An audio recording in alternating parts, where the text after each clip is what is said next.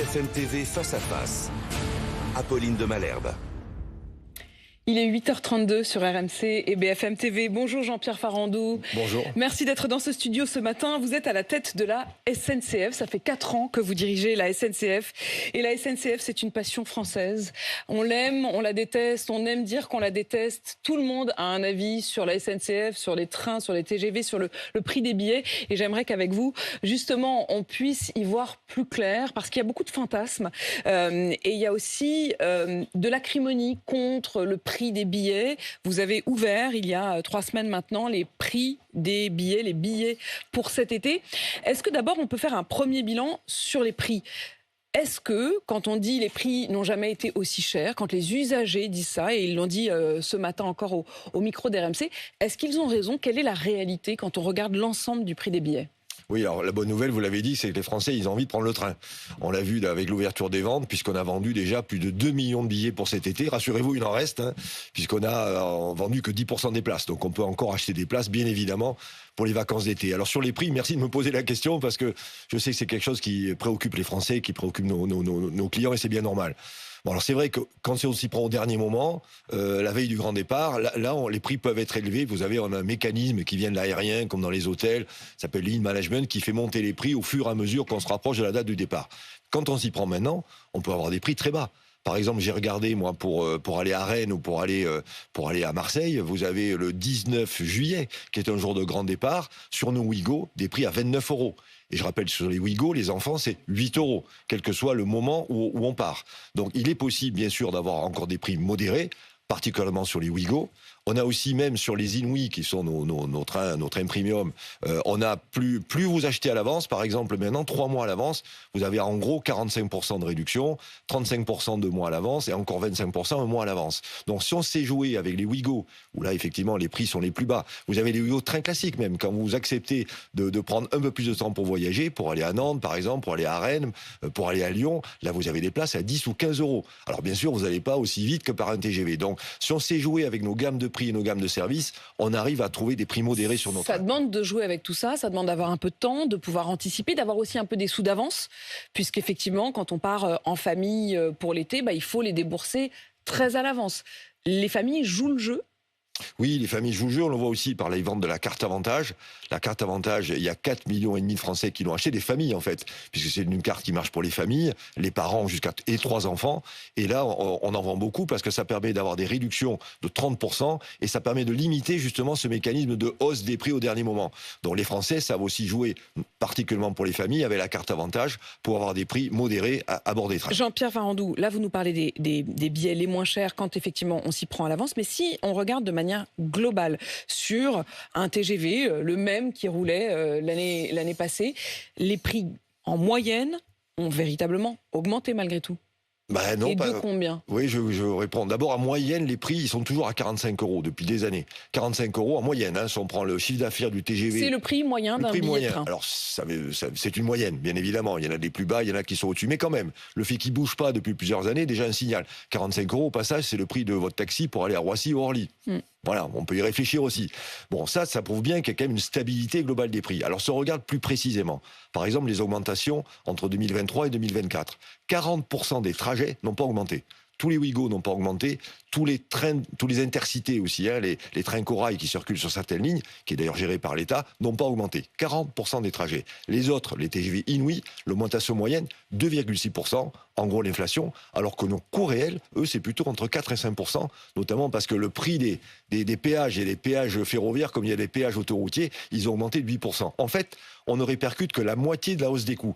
Depuis 2 années consécutives, ça avait été pareil l'an dernier avec la hausse massive de l'électricité, nous n'avons répercuté 2 fois que la moitié de la hausse des coûts. Donc, on a réduit nos marges, en fait. Les Français le perçoivent peut-être pas. Mais vos marges, elles sont belles. Nos marges... Je veux dire, c'est une entreprise qui, aujourd'hui, on peut le dire, se porte très bien. Tant mieux. Je pense que c'est là encore bonne nouvelle pour les Français. Si on était en déficit, on est une entreprise publique, d'une manière ou d'une autre, les Français seraient appelés à combler le déficit. Là, il n'y a pas besoin, on est dans le vert. Très bonne nouvelle. Deuxième bonne nouvelle, c'est l'argent, justement. On en a besoin pour investir. On sait qu'en ce moment, on manque de rames TGV. Je pense qu'il y a plein de relations. Si on avait des trains en plus, si on aurait des clients en plus, la seule réponse possible à ça, c'est d'acheter des TGV nouveaux. on l'a décidé. On a passé une commande de 115 TGV neufs à Alstom. Ça fait 3,5 milliards d'euros d'investissement. Il faut bien trouver l'argent pour le faire. Donc la marge qu'on gagne sur les TGV, elle est réinvestie massivement dans les trains et aussi dans l'infrastructure. Deuxième bonne nouvelle, parce que les investissements d'aujourd'hui, c'est la qualité de service de demain pour nos clients. Et d'ailleurs, on va y revenir, Jean-Pierre Farandou. Vous continuez à demander, vous aviez demandé un plan de 100 milliards d'euros à l'État. On va voir si c'est toujours d'actualité avec le déficit et évidemment la dette. Jean-Pierre Farandou, le dialogue social. Est-ce que désormais, lorsqu'on prend des billets de train, il faut s'attendre à cette incertitude? Je pense en particulier au pont de Mai et aux Jeux Olympiques. D'abord, commençons par les ponts de mai. Le syndicat Sudrail a déposé une sorte de préavis du 30 avril, veille du 1er mai, au 31 mai. Et la CGT a dit qu'elle ferait de même si vous ne vous mettiez pas d'accord sur un certain nombre de points. On en est où et est-ce que cette menace plane donc toujours ?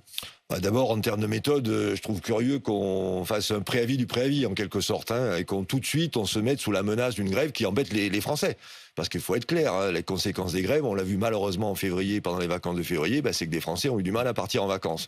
Là, ça pourrait être des Français qui ont du mal à partir en week-end. Il faut faire attention. De quoi parle-t-on ? L'utilité profonde de la SNCF, c'est quand même d'être là au rendez-vous des départs des Français. Donc on joue avec des choses sérieuses. Bon, deuxièmement, moi, le dialogue social, je le fais pour de vrai. Je le fais sérieusement. Là, par rapport aux enjeux, on a en ce moment 2 projets d'accord. L'un qui porte sur la fin de carrière. Et c'est pas anormal. On sait qu'avec la réforme des retraites, les carrières vont durer 2 ans de plus. Donc on améliore les dispositifs qui permettent aux cheminots de choisir la manière dont ils veulent terminer leur carrière. C'est tout à fait normal qu'on le mette sur la table. Et on le fait. Deuxièmement, on a aussi une table, des tables rondes, des négociations, des discussions sur l'emploi.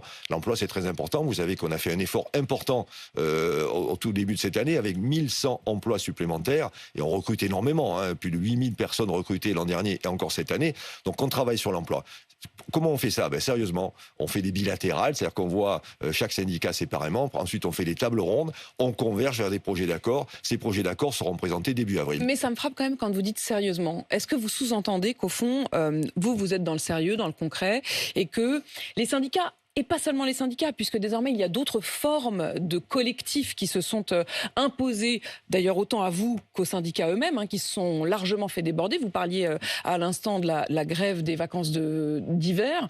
C'est une grève qui a été à l'initiative d'un collectif sur Facebook de contrôleurs. Donc, est-ce que ça veut dire que vous estimez que de leur côté, ils ne sont pas sérieux ?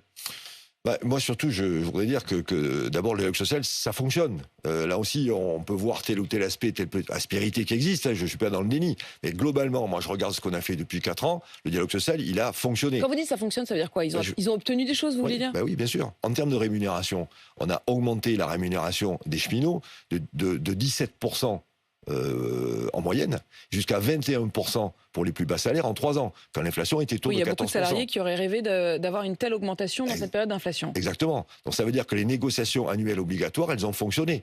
Et à chaque fois d'ailleurs, depuis 4 ans, on a eu 1 ou 2 syndicats qui les ont signés. Donc le dialogue social, il fonctionne. Deuxièmement, on l'a vite oublié, mais pendant le Covid, il a fallu protéger les cheminots d'abord du virus.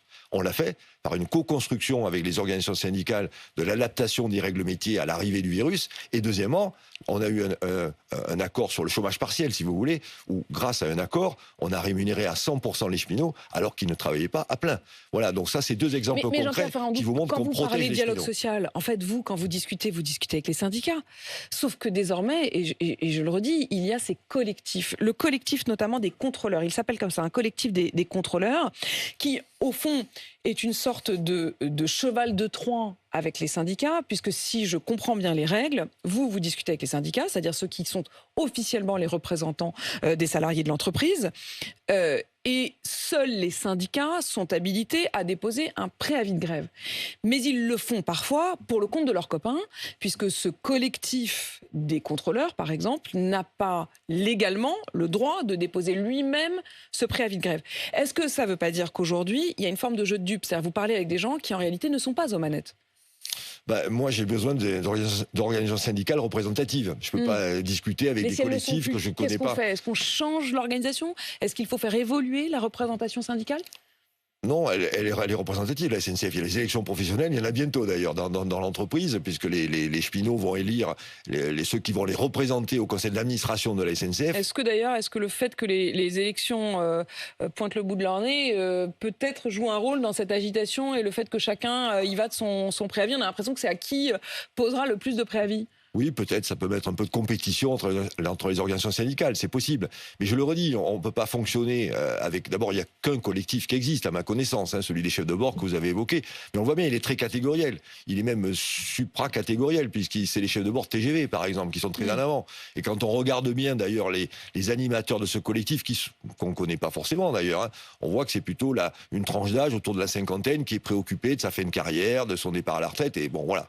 Donc, moi, je suis le président de tous les cheminots. Moi, je suis pas là pour faire du catégoriel. Moi, je suis le gardien d'une cohésion sociale. Je veille d'ailleurs à ce que les avancées, les progrès sociaux qu'on peut faire soient d'abord valables pour tous les cheminots et ensuite on regarde comment ils se déclinent sur telle ou telle catégorie. Vous estimez donc qu'il n'est pas nécessaire de changer les règles de représentation et vous continuerez à travailler avec les syndicats. Jean-Pierre Farandou, autre menace de grève sur les Jeux Olympiques. Là, pour le coup, c'est la CGT qui a déjà déposé un préavis de grève du 26 juillet au 11 août. Déjà à la RATP, mais qui menace de le faire également à la CGT. Est-ce que vous prenez la menace de grève pendant les Jeux Olympiques au sérieux? Alors, moi, je suis un infatigable dialogue social sur les JO comme sur les autres sujets. Donc, on dialogue. Et on a d'ailleurs lancé un groupe de travail depuis le mois de novembre avec les 4 organisations syndicales représentatives. On parle on se voit tous les mois. Et on avance tous les mois. Premier sujet, c'est l'organisation. On répond à leurs questions. On voit bien, elles sont légitimes d'ailleurs. C'est une espèce de revue de projet via les organisations syndicales. Est-ce qu'on a assez de monde? Est-ce que les organisations sont préparées? Est-ce qu'on aura du matériel? Et c'est des bonnes questions. On se les pose nous-mêmes. Donc on partage avec elles la préparation, le niveau de préparation. S'il y a quelque chose à corriger, à compléter, on le fait en toute transparence. Deuxièmement, il y a le sujet de l'argent, bien évidemment, des primes JO. Là aussi, on a fait des propositions sur la table. Elles sont en cours de discussion. Combien vous proposez combien par agent qui travaillerait en plus? Elles sont en cours de discussion. On sait que pour les policiers, par exemple, ils ont évoqué la somme de 1 500 €. Est-ce qu'on est dans cet ordre-là? On est dans cet ordre-là, on en discute sereinement et je pense que moi, on sera en capacité de converger au mois de mai, au mois de juin. Donc moi, à ce stade, sur les Jeux Olympiques proprement dit, je ne vois pas de risque particulier, je n'ai pas d'alerte particulière, d'autant plus que quand je vais sur le terrain, je peux vous dire que les cheminots, ils ont envie que ça réussisse. J'ai visité des ateliers, j'ai visité des gares, j'ai visité les centres de maintenance de l'infrastructure. Les cheminots sont super mobilisés et je peux vous dire que sur le terrain, ils veulent être utiles au pays et faire en sorte que les JO, ça marche à la SNCF. Vous êtes plutôt optimiste. Au moment où on se parle, disons Jean-Pierre Farandou, vous vous dites on peut y échapper. Je ne suis pas pessimiste du tout. Sur cette question aussi des JO, on a appris que les gares seraient potentiellement inaccessibles le 26 juillet, c'est-à-dire le jour de l'ouverture des Jeux Olympiques. En tout cas, si l'on va sur l'application SNCF en ce moment, tous les trains au départ ou à l'arrivée des gares parisiennes, gare d'Austerlitz, gare de Lyon, gare de Bercy, sont inaccessibles, comme s'il n'y avait pas de train ce jour-là, alors que c'est évidemment un jour de grand départ. Est-ce qu'il y aura tout de même des trains qui vont circuler ce jour-là ou est-ce qu'il va y avoir en effet des restrictions? Bon, il faut poser le décor. D'ailleurs, le décor, c'est pas nous qui le gérons, c'est la préfecture de police de Paris. Et c'est bien normal. Le 26 juillet, c'est pas un jour anodin, c'est le jour de l'ouverture, de la cérémonie d'ouverture. Et on sait que les risques terroristes sont importants. Et ces 3 gares que vous citez, qu'elles ont comme particularité, elles sont à côté de la Seine, où passeront les bateaux et les athlètes. Donc on comprend bien quel est le sujet. Nous, les trains peuvent arriver à la gare et partir de la gare. La question posée, c'est est-ce que nos clients pourront accéder à la gare, notamment en transport en commun? Cette question n'est pas encore traitée. Elle va l'être dans les prochains jours. On m'a parlé de mi-avril. Voilà, moi j'attends que les pouvoirs publics, notamment la préfecture de police, nous indiquent comment nos clients pourront accéder à la gare ou sortir de la gare s'ils arrivent en train. Voilà, nous les trains sont prêts. On est sur les starting blocks. On attend que les pouvoirs publics nous disent dans quelles conditions de sécurité nos clients de pouvoir utiliser ces gares-là ce jour-là. Une question là encore sur ce qu'on se disait au début, Jean-Pierre Farandou. Plus on prend ses billets en avance, moins ils sont chers. Si les billets pour le 26 juillet ne sont ouverts que fin avril, ils seront à quel tarif? Ils seront au tarif les plus bas, rassurez-vous. On démarrera les ventes au tarif les plus bas, bien évidemment. Vous savez, on a quand même le souci de nos clients. Il ne faut pas qu'il y ait de doute là-dessus. On n'est pas là pour gruger nos clients ou pour... Voilà, nous, on veut que nos clients soient bien traités, on veut que nos clients puissent accéder à des bons prix, on veut que nos clients puissent prendre le train. Il ne faut pas en douter de ça, quand même. Jean-Pierre Farandou, votre plan à 100 milliards, on en est où? Alors 100 milliards, évidemment, quand vous l'avez dit, c'était déjà pas mal. Mais aujourd'hui, alors qu'on a un ministre de l'économie qui cherche 10 milliards, peut-être 15 et puis 20 l'an prochain, est-ce que vous continuez aujourd'hui à demander ces 100 milliards? Alors 100 milliards, on le rappelle, c'est un plan 2040, hein, c'est pas pour l'année prochaine. Hein, C'était pas 100 milliards d'un coup, hein, mais enfin c'est un plan globalement d'investissement dans le train et dans le rail de 100 milliards. Oui, là encore, bonne nouvelle, ça veut dire que les pouvoirs publics, parce que les Français le demandent, tout le monde a compris que le train fait partie de la solution. Par rapport à la transition écologique, c'est assez simple, il faut du report modal, il faut changer de mode. Il faut plus de gens dans des trains et moins dans des voitures, et plus de marchandises dans des trains et moins dans les camions. Je crois que ce On va y revenir sur la question du fret et de la marchandise dans un instant. Pour vous répondre à votre question, moi je vois de manière très concrète, les lignes bougent. Il y a de l'argent supplémentaire qui arrive dans le ferroviaire. Moi, par exemple, je peux vous dire que le groupe SNCF, comme on a des bons résultats, on va investir 2,3 milliards supplémentaires dans la rénovation du réseau pour des rails neufs, des caténaires neufs, pour pas que ça casse, que ce soit plus fiable. Un effort supplémentaire de plus de 2 milliards dans les 4 années qui viennent. Et côté projet, c'est très important. On voit à quel point l'engouement pour vous savez, ce qu'on appelle les services express régionaux métropolitains, en gros mettre des RER dans les villes de province. C'est cette idée de RER dans les grandes métropoles. Plus fréquent, plus régulier, pour offrir une vraie alternative à la voiture. Aujourd'hui, il y a plein de Français qui n'ont pas le choix. Comme il n'y a pas de train régulier, ils prennent leur voiture pour rentrer dans les centres-villes. C'est du temps, c'est de l'argent, c'est du carburant, on ne sait pas où garer la voiture. Voilà, il faut une offre de train. Bon, ça, c'est parti. Toutes les villes démarrent très fort. De l'argent est mis sur la table pour faire toutes les études. Moi, vous savez, c'est une vraie révolution. Le TGV a révolutionné pendant 40 ans le transport à longue distance. Ces services régionaux métropolitains vont révolutionner les transports de la vie quotidienne. C'est des millions de Français qui sont concernés. Ça va changer la vie des gens. Mais je vous repose la question, Jean-Pierre Farandou. Elisabeth Borne, lorsqu'elle était à Matignon, avait donné une sorte d'engagement de principe pour vous accompagner sur la durée, sur ces fameux 100 milliards.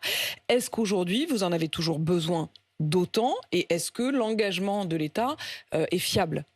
Je vous dis, pour les 4 prochaines années, c'est calé. C'est déjà pas si mal. On a l'argent pour les a pas retirés. Oui, on vous a pas dit non, exactement, finalement. Exactement. Donc, okay, oui, donc vous c'est pouvez quand même compter bien. dessus. Oui, c'est important. Voilà, 4 ans, ça permet de se lancer. Ensuite, moi, j'écoute ce qu'a dit le Premier ministre dans son discours de politique générale. Il a parlé d'investissement massif dans le ferroviaire. Je crois que l'intention politique est là, elle est claire. Après, il faudra peut-être l'adapter à la capacité de l'État, mais c'est pas normal. Ça devait reposer aussi d'ailleurs sur une taxe sur les autoroutes et les aéroports. Est-ce que cette taxe avance, selon vous? Ça, je crois que c'est l'État qui a pris cette décision, ou qui, vous savez, tout ce qui est fiscalité, c'est pas le président de la SNCF. J'imagine bien que c'est pas vous qui fixez les impôts, mais enfin tout de même, exactement. Ça faisait partie des pistes pour pouvoir financer le train. C'est toujours sur la table. Alors, on peut y avoir des pistes là-dessus. Je crois qu'après, l'État, effectivement, a besoin de trouver des recettes fiscales face à ces engagements nouveaux. Il y a aussi, vous avez un débat un jour, à partir de 2030, sur les autoroutes. Il y a aussi peut-être des choses à faire autour de ça. C'est pour ça que là-dessus, il faut du temps. Ce sont des projets de fonds qui demandent du temps. Je vous le redis, ce qu'il y a de rassurant, pour les 4 années qui viennent, les budgets sont là, on va dépenser l'argent, le ferroviaire va se rénover dans notre pays, au bénéfice des clients. N'oublions pas, cette infrastructure technique, le vrai bénéfice, c'est pour les clients, est une meilleure qualité de service. Et je voudrais qu'on parle du fret. D'abord, à propos des méga-camions, le Parlement européen a validé l'autorisation de ces fameux méga-camions sur les routes. Est-ce que vous vous sentez menacé sur le fret ferroviaire qui est déjà pas hyper en forme en France? Est-ce que vous redoutez l'arrivée de ces méga-camions qui, pour l'instant, ne sont autorisés véritablement que dans l'Est de l'Europe? Est-ce que vous demandez à la France de ne pas transcrire cette directive pour autoriser ces méga-camions sur les routes françaises? Oui, alors vous avez compris que je suis quelqu'un de calme, mais là-dessus, je serais un petit peu en colère, parce que je trouve que l'Europe est un peu duale. On ne peut pas à la fois nous dire Green Deal, transition écologique, on met tout sur le train, et au même moment, assouplir les règles du jeu pour la route avec ces espèces d'énormes camions, 30 mètres de long. Est-ce que vous voyez les camions de 30 mètres? C'est des sortes de double giga, méga remorques. Ouais. C'est énorme. On va accepter des camions comme ça sur nos routes. C'est déjà pas possible, à mon avis, ou très compliqué en termes de sécurité, en termes d'ambiance. Enfin, il y a quand même un petit problème. On voit les routes nationales, elles sont bordées de maisons. On voit ces énormes camions passer sur les routes nationales. Enfin, moi, je le vois pas. Et deuxièmement, plaidoyer Prodomo, ça augmente la compétitivité du camion au moment où il faut aider le train. Vous voyez, il y a un paradoxe que j'ai du mal à comprendre. Ce qui me rassure, c'est qu'en France, j'ai compris que les pouvoirs publics, les parlementaires de tous bords, de tous partis français, au Parlement européen, ils ont voté contre. Donc je sens une mobilisation très forte des élus et du gouvernement pour s'opposer à ce projet. Donc j'ai confiance que la France fera en sorte que ce projet ne se passera pas, au moins en France. Est-ce que vous leur demandez de prendre l'engagement de ne pas autoriser ces méga-camions sur le sol français? Le mot engagement n'est pas le bon, mais vous avez bien compris que moi, je ne suis pas favorable à ces méga-camions et je souhaite vraiment que tous les élus français se mobilisent, au moins que ces méga-camions ne passent pas en France. Et Jean-Pierre Farandou, le fret ferroviaire, je le disais, il n'est pas hyper en forme. C'est 10% du fret, le fret ferroviaire en France, alors que en moyenne, en Europe, c'est 18%. Le gouvernement continue à viser une certaine ambition, 18% justement en France en 2030 et 25% en 2050. Est-ce que cette ambition reste réaliste et est-ce que vous vous fixez toujours cet objectif ? Oui, moi je suis toujours dans l'idée de développer le fret dans notre pays et en Europe d'ailleurs, c'est bien une dimension européenne. Alors on n'est pas dans les bons élèves, on part effectivement d'un peu plus bas. Pourquoi ? Parce qu'on n'a pas fait ce que les bons élèves ont fait. On va le faire. C'est quoi ce qu'ils ont fait les bons élèves ? Ils ont fait deux choses. D'abord, il faut travailler sur les infrastructures, il faut que les trains de fret aient des sillons, des passages sur le réseau. Aujourd'hui, ils n'en ont pas assez. Ouais. Donc on revient à l'investissement. Donc ils sont toujours un peu derrière les trains de voyageurs. Quoi. Exactement. Quand il y a de la place, quoi. Exactement. Bon, là, ça peut pas marcher comme ça. Il faut vraiment faire en sorte qu'ils aient des débouchés, qu'ils aient de la place, qu'ils puissent rouler sur les rails. Donc, il faut investir. On revient à l'investissement. Ce qu'on fait. Et deuxièmement, notamment, il y a un secteur qu'il faut aider, c'est ce qu'on appelle quand il n'y a qu'un seul wagon. On appelle ça le wagon isolé dans notre jargon. Et parce que là, vous êtes en concurrence frontale avec le camion. C'est les mêmes tonnages, 40 tonnes. Le camion est tellement souple que si vous laissez faire le marché seul, le camion, il va tout gagner. Donc, il faut des longs... Voilà, et il faut les aider par des subventions d'exploitation. Les pays, l'Autriche l'a fait, la Suisse l'a fait, l'Allemagne le fait. Il faut que la France le fait. La France le fait, c'est la bonne nouvelle. Le gouvernement a décidé d'aider. Donc avec ces investissements sur les infrastructures et sur ces aides à l'exploitation, je suis convaincu que le secteur du marchandise peut se développer en France et en Europe. Merci Jean-Pierre Farandou d'être venu dans ce studio ce matin répondre à mes questions. PDG de la SNCF, on l'entend, vous êtes plutôt confiant et notamment pour les JO. Merci à vous, 8h52.